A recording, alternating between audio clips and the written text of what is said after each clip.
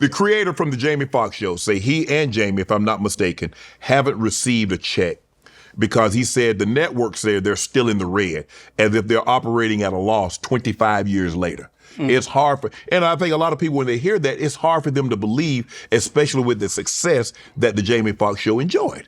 Well, it was on the network. Yeah. Right. So I made a lot of money off of Wife and Kids. So I can't relate to that. Right. It's a different network though. So Jamie and in Living Color too. I get like residual checks for 39 cents. I'm like, what is that? Trying to be funny? Yeah. Right? Yeah, So, that saved the postage for that. right. So but that's what they send out. Now what happened with these upstart networks, WB was one of them, Fox was one of them. They got these sweetheart deals from SAG and AFTRA where they didn't have to because they were the upstart, right? But they still operating as if they just started. Right. And WB, my brothers, didn't really make no money off the Wayans Brothers show. So, like I said, I made a lot of money from Wife and Kids.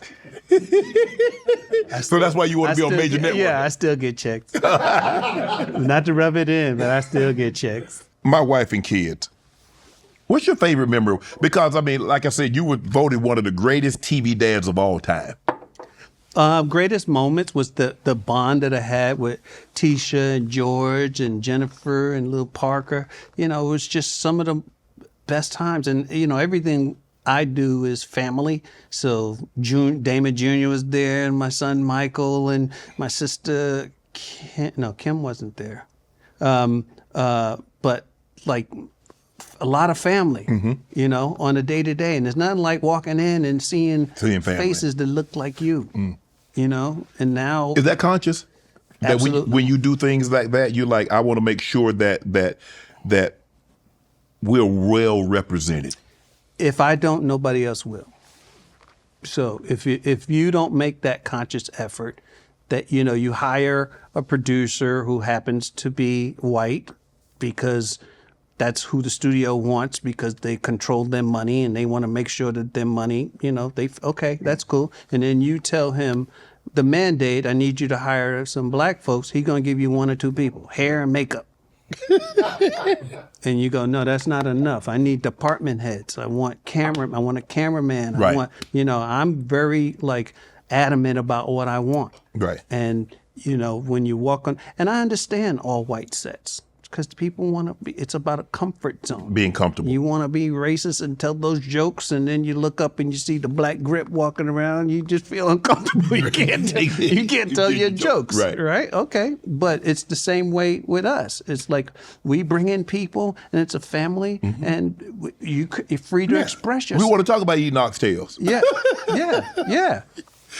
But you had Cat was on the set of My Wife and Kids for a few episodes. Oh yeah, Cat used to open for me. I knew Cat was, Did you know Cat was gonna blow up? Absolutely. That's why I brought on My Wife and Kids, because he would open for me. Cat was one of those comedians. Like I took him to Vegas. He got standing ovation, 20-minute set. Wow. He was powerful, still powerful, but he was when he was young and he was all over doing splits and sliding across the stage, and you just go, wow, I got to bring my A game. You know what I mean? And I think, what most comedians, respected about me is I never told them to not do material. It's customary for the opening act to go, hey, is there any jokes that you don't want? I said, no, go do you. Really? Yeah, I don't want you to tamp down. I don't want you nothing. to hold down anything. D-Ray, all of these guys. Nope, just don't hold it in. Just go back. I just have to be better. Hold on. I'm reading that you have an Oscar-worthy film with Cat, your brother Marlon, Terry Crews that you won't release. Yeah. Why? The myth. Oh, you.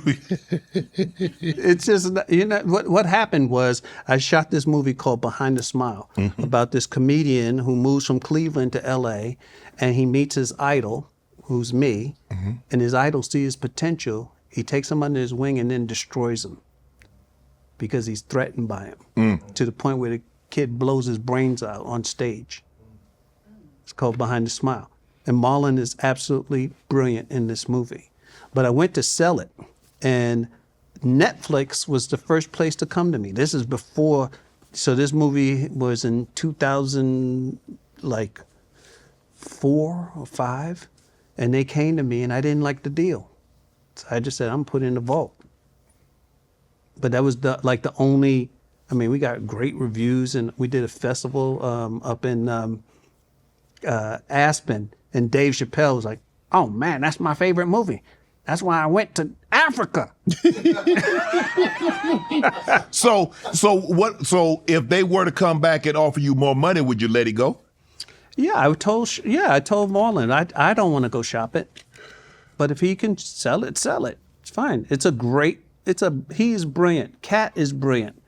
This is like, I got Cat Williams, George Wallace, what's his name?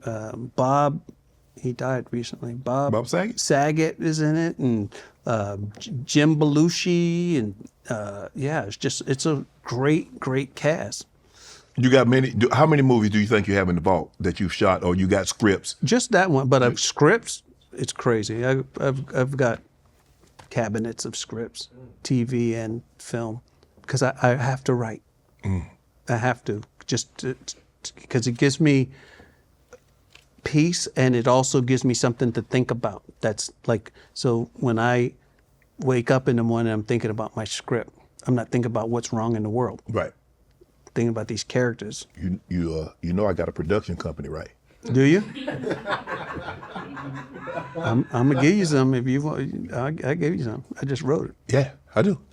All right. We might need to look at that film. Okay. I know some people that know some people. Well, let's meet some people and do some things with some people.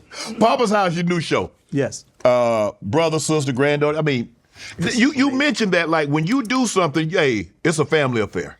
Right, because I'm going to go to, here's what is wonderful about like doing my show. So my granddaughter is actually in an episode. She's brilliant. Robert Townsend directed it. Mm-hmm. Crazy, because Robert Townsend directed me in my first thing, and then he's directing my granddaughter in her first thing. Wow. Then my sister Kim is a director, writer. Sean is a writer. Damien directed an episode. Michael's in the writer's room. Kim, and it's just like to walk in.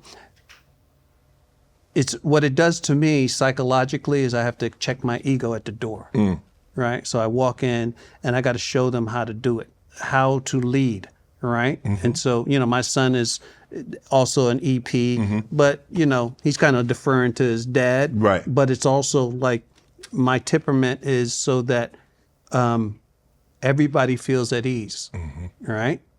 As Damon goes, so goes the show. Right. Right? And Junior also is like, it's like, no, we got to be here on time all the time. You're EP. You got to set an example. Right. Want to join Club Shay Shay? Become an official member by hitting that subscribe button, where you never know who's going to be joining us for drinks and conversation. Don't be late to the party, because we like to do something before two something.